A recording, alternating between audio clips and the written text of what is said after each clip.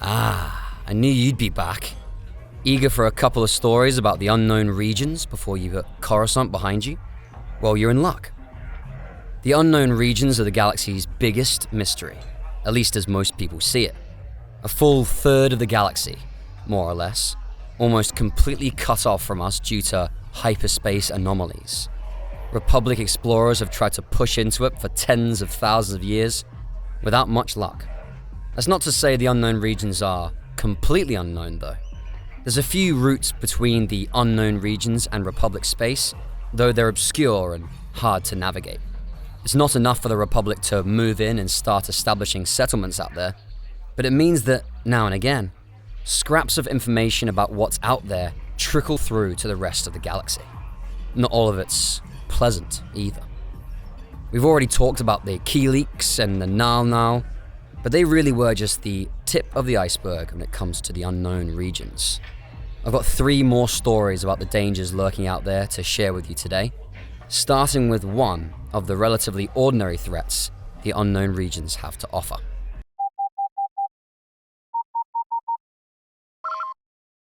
Attention, Sergeant on deck! You might have heard of the cheese before. Come to think of it, I might have mentioned them to you a while back. The cheese are probably the most well-known unknown region species, but that's not really saying much. Contact with them is exceedingly rare, and they have a closed border policy that they make few exceptions to. Their government, the cheese ascendancy, is supposed to be the closest equivalent to the Republic the unknown regions have. But despite that, the cheese are generally unwilling to interact with the Republic or its citizens. The rare exceptions mostly come when they have a common enemy with the outsiders, and more often than not, that enemy is the Vagaari Empire. The Vagaari are humanoid-ish. They're shorter than you or I, with big hands, wide eyes, and 2 mouths. They're somewhat primitive, but they're good at figuring out stolen technology, so they've taken to the stars and become a spacefaring civilization. No one I've spoke to knows where they come from, apart from somewhere out in the unknown regions, but it doesn't really matter because the Vagaari are nomadic.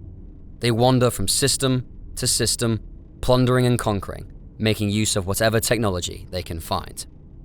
By all accounts, the Vagaari are brutal. I've heard they believe that their gods created them so that they might have superior beings to worship, and even if they don't have their heads up their arse that far, they certainly act like they do. They have no compassion whatsoever, and they see members of other species as property, enslaving any they capture. The Vagaari apparently see the compassion of other beings as a weakness, and in combat, they do their best to exploit it. Their warships are covered in zero-grav bubbles, each containing a slave, and when they board ships, they herd crowds of slaves before them. In both cases, these slaves are used as living shields, meant to make the enemy hesitate to shoot. These bastards travel in a fleet of at least a few hundred ships, most of them stolen from other peoples. Their attacks tend to be random and without warning, and the Vagaari aren't picky about their targets. They've attacked a handful of worlds on the edge of Republic space, and they've even fracked with the cheese from time to time. That's fortunate for us, because it means that the cheese have spent the past few years giving the Vagaari a pounding. Thanks to them, the Vagaari Empire is a much smaller threat to us than it otherwise might have been. But the Vagaari aren't the only brutal conquerors waiting out in the unknown regions. One of the worst threats out there is much more obscure, and fortunately, much more remote. The Ssi-Ruuk.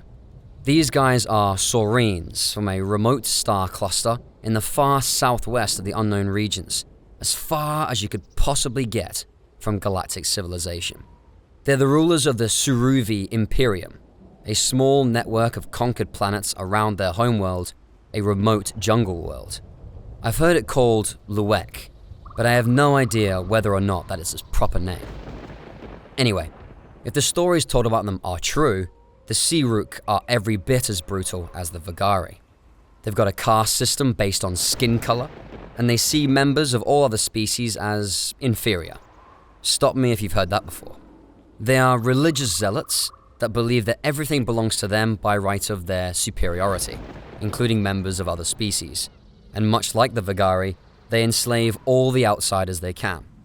But the worst part is what the Ssi-Ruuk supposedly do to their captives, which makes them somehow even worse than the Vagaari. Unlike the Vagaari, the Ssi-Ruuk develop most of their technology on their own, and some of it's completely alien to what we have in the Republic. The most unique and horrifying innovation they've made is what they call entekment. As the story goes, the Ssi-Ruuk hook their captives up to rigs that suck away their life force, which the Ssi-Ruuk use to power their technology. The entekment process is supposed to be uniquely agonizing, and beings more superstitious than I have claimed that the victim's soul is enteked along with their life force, trapping them as literal ghosts in the machine. It's a fate worse than death, and the whole Ssi-Ruuk Imperium supposedly runs on it. Fortunately for us, the Ssi-Ruuk Imperium isn't as expansionist as the Vagaari Empire. The most common explanation I've heard for this is that the Ssi-Ruuk believe that they only get access to the afterlife if they die on their home world or a planet that's been properly consecrated by their priests. If they die in space or on an unconsecrated world, their souls are left to wander oblivion in eternal torment. That puts a limit on the expansion of the Imperium. Conquering new worlds involves a lot of death, and no Ssi-Ruuk is going to want to risk eternal damnation to take a new planet unless they're really desperate. They have slave species they can still use to conquer, but their beliefs have made them hesitant to expand regardless. But from what I hear, that might be about to change. Word is that the Ssi-Ruuk are running out of resources at home, so they're starting to expand more than ever before. And before long, they might even come knocking on the Republic's door. And then, we are all in trouble.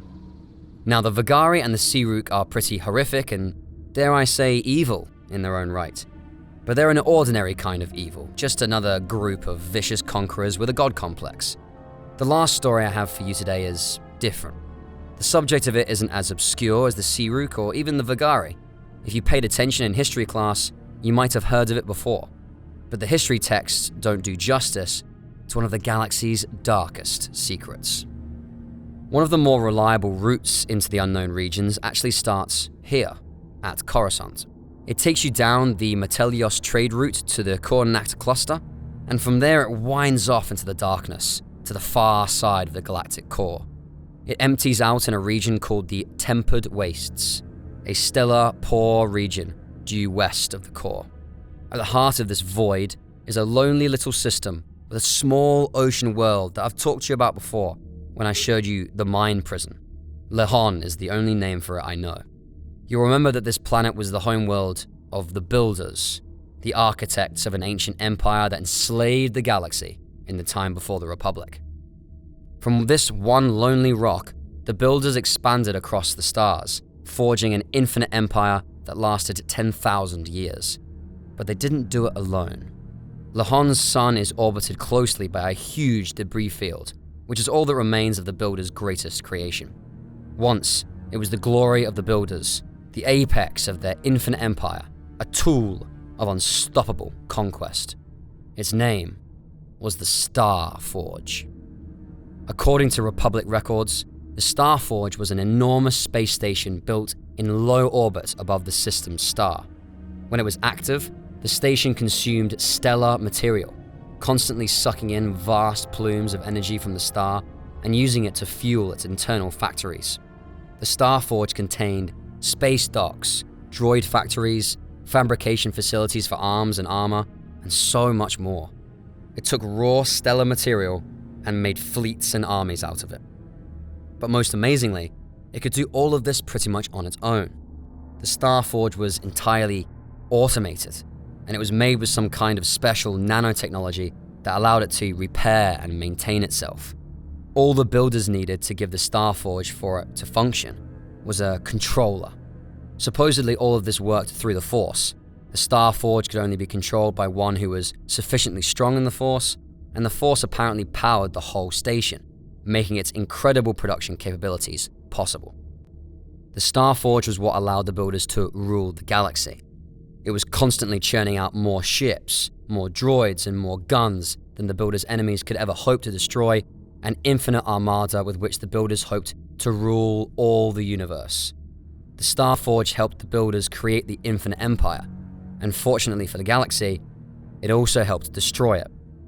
Because the Starforge wasn't just a space station, it wasn't a tool, it had a will of its own. Not the will of some AI, but that of a living thing. The Starforge was alive, and it hungered. It fed on the conflict its capabilities inspired, and it fed on its controllers too. Records from one of the old Sith empires claim that would-be controllers who were too weak to master the Starforge were consumed by it, their life energies ripped from their bodies by the machine. Even those with the strength to serve as controllers were slowly fed on by the Starforge, and the Starforge warped their personalities, amplifying their darker aspects and making them more aggressive, more likely to use its capabilities for violence and conquest. The Infinite Empire ultimately collapsed due to a plague that devastated the builders, but even before that, it's said that their empire had been in decline for centuries, and some sources claim the Starforge was the cause. It brought out the worst in the builders, making them more violent, more eager to conquer, until they started to turn on themselves. After the plague forced them back to Lehon, the builders were consumed by civil war, which ended with the release of weapons of mass destruction. Just as the Starforge had built the Infinite Empire, it destroyed it as well. But the Starforge survived the end of the Infinite Empire.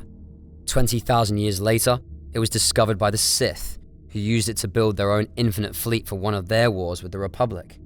In the end, the Republic tracked the Sith back to Lehon and destroyed the Starforge in a great battle, blowing up its orbital stabilizers so that it fell into the sun. The threat of the Starforge was ended, for a time. I've been to the Lehon system, you know. I've flown through that debris field, and the Starforge is still there. Not the station itself, but the presence. That hunger. You can feel it. I don't know what the builders did to create that thing, and I don't really want to know. But I'll tell you this. They made something that was never meant to exist. There are dark things in the galaxy, secrets that make the stars dim, just a bit. Things that are never supposed to be found by sentient beings. The Starforge was one of those things. Is one of those things. When you fly through that debris field and feel the lingering hunger, that appetite, the only thing you can really do is look through a viewport and see the trillion pieces of space junk the Republic turned the Starforge into, careening around haplessly. It's comforting, until you see two pieces collide together and stick. This close to the sun, this shouldn't be possible by the force of gravity alone. And it makes you think about the stories that say the builders built the Starforge with self-repairing technology. The Starforge is still out there. It will take tens of thousands of years for it to put itself back together, but make no mistake, my friend, it will do so eventually. And when it does, we can only hope that its hunger won't consume us all. But hey, I'll be dead by then, and so will you. The Starforge is some other generation's problem. We've got more immediate things to worry about. Speaking of, I should be heading off. It's back to the room for me. I'll see you around.